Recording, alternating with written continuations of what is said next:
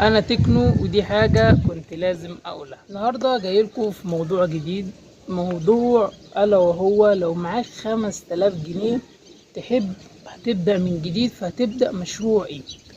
طيب، ملحوظة قبل ما اشرح او قبل ما اقول اي حاجة في الفيديو، عايز افهمها لكم ان مفيش مشروع بيتعمل ب5000 جنيه علشان نكون متفقين. لكن دي بتبقى اسمها بداية مشروع ب5000 جنيه. لكن انك تعمل مشروع ب5000 جنيه دي مفيش حاجة اسمها كده عامة.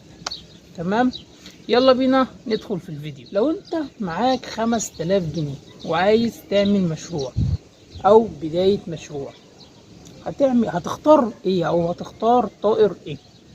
طيب، لازم قبل ما تفكر انك تختار طائر ايه، انا عايز افهمك حاجة مهمة، الا وهي ان مفيش طائر في العالم مطلوب في السوق بيخسر.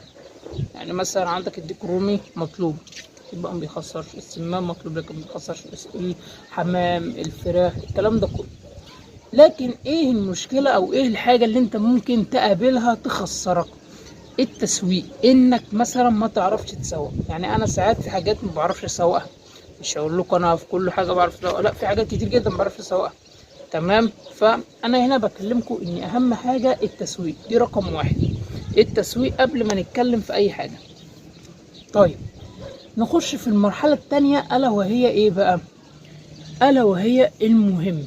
انت دلوقتي قبل ما تسأل نفسك ال5000 اللي هتتكلم عليهم دول او اللي انت هتعوزهم دول، اللي انت هتدفعهم دول، انت عايز المكسب بسرعة ولا عايز المكسب ببطء ولا عايز، وهكذا. بمعنى عندك مثلا ديك رومي، مناطق قوية، هتضمن فلوسك، هتضمن كل حاجة، ولكن معظم حاجات طبعا بعد ربنا. يعني اهم حاجة ان باذن الله الحاجة تطلع كويسة، لكن المناعة بتاعته كويسة، انت هتبقى في الضمان من حيث المناعة، من حيث التربية، وسهل في تربيته، ولكن مكسبه تقيل او مكسبه بعيد. يعني ايه مكسبه بعيد؟ يعني انت تبدأ تاخد مكسب بعد 3 شهور، وصل لكم؟ بعد 3 شهور. طب نخش في اللي بعدها مثلا، وليكن الحمام انت هتبدأ تاخد المكسب منه بعد قد ايه؟ بعد شهرين او 45 يوم. يا عم بلاش شهرين، 45 يوم. طيب نتكلم مثلا في حاجه اديك روم، انت لو حط فيه 5000 انت كده هتجيب لك حوالي 10 كتاكيت رومي، 10 حتت رومي. الدوره كلها بالاكل بكل حاجه هتكلفك انت حوالي 4000 جنيه، وهتشيل 1000 جنيه في جيبك علشان تقرر او تلاقي نفسك وتشوف انت لو احتجت اي حاجه تاني في المشروع تحطها. لان انت لازم ما تحطش فلوس كلها، لازم تشيل مبلغ مالي لو انت احتجت حاجة تحطها ايه في المشروع. طيب ده بالنسبة للديكروم، ان انت كده هتجيب 10 حتت. طيب لو الحمام انا زي ما قلت لكم الحمام حسابه بيجي مثلا بعد 45 يوم على الاقل، ده اقل حاجة 45 يوم. طبعا الا بقى لو اللحم اللي انت جبته، اللحم اللي انت جبته لحم معاك العيش، طبعا الكلام ده كله بيبقى ليه فيديوهات خاصة. انت دلوقتي لو جبت حمام هتخش في الحوالي 7 جواز لاحم او 12 جوز زاجل. انا هنا بتكلم على حمام الاكل، مش بتكلم على حمام الانواع. الحمام الانواع دي قصة تاني خالص، هكلمكم فيها برضو في فيديو تاني لوحده مش عارف امتى. المهم، فانا هنا بتكلم على حمام الاكل. تمام، حمام الاكل يا هتجيب 7 جواز لحم يا هتجيب 12 قص او 12 جوز زاجل الزاجل الشعبي اللي هو مليان حنين جدا. ده منه الاكل ومنه برضو تقدر تحضن من خلاله، حنين جدا، وبرضو تقدر تسيبه في المكان يطير ويجي، بس ده لو انت قليل لو انت قصدي طلع عندك، لو جبت امهات هيطير. المهم نخش في موضوعنا. طيب ال 12 قص زاجل او ال7 جواز لحم هيبقوا حاملين حوالي 4200. تمام، هيبقى معاك 800 جنيه تجيب بيهم شوال الكلفة.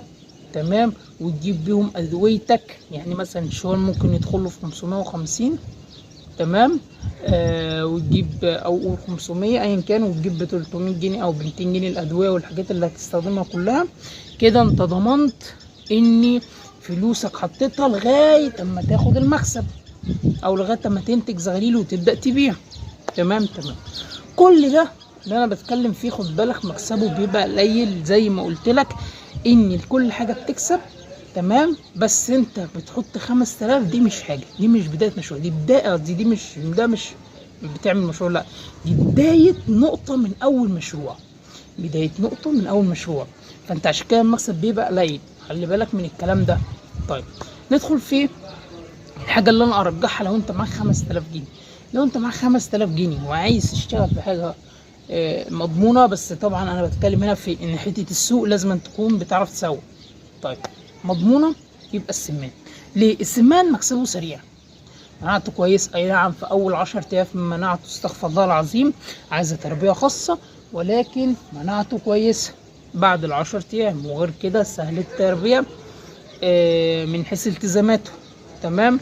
برضه هقول لكم لو عايزين تربوه ازاي تربوه، بس لو سالتك والدنيا دي كلها. طيب ال 5000 جنيه هتعمل ايه؟ هتعمل حوالي 4000 جنيه ونص، 180 سمانه. تمام. باكلها وشربها وادويتها وكل حاجه لغايه من وهي صغيره لغايه ما تكبر. تمام.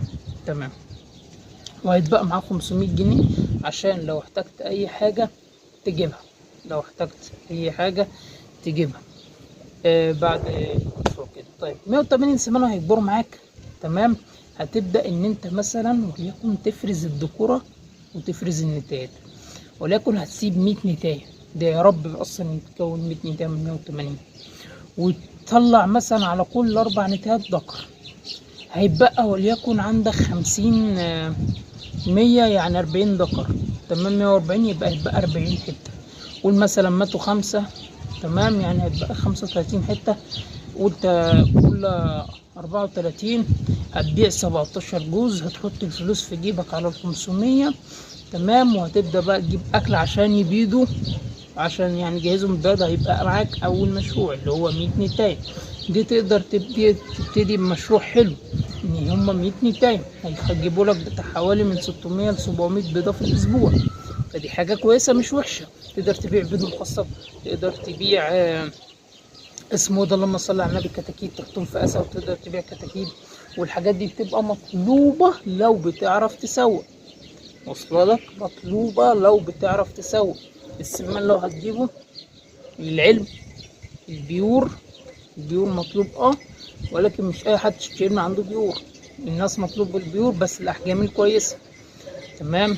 ومطلوب برضو الحبشي بس الحاجات الكويسه، حبشي اكله خفيف شويه عن البيور وحركته اهدى وكل حاجه اهدى بالنسبه للبيور. ملحوظه مهمه قوي انا نسيت اقولها لكم في الفيديو، انا اتكلمت على ال3 حاجات دول بالذات علشان دول اللي انا اشتغلت فيهم وحبيتهم، وانا بحب اكون صادق معاكم في الكلام. مش معنى كده ان الحاجات التانية وحشه او الحاجات التانية مش اشتغلتش فيها، لا طبعا الحاجات التانية جميله جدا، بس انا بحب اكلمكم في الحاجات اللي انا اثبت فيها نفسي، او زي ما تقول حبيتها ولقيت الحاجات دي واضحه جدا فيها.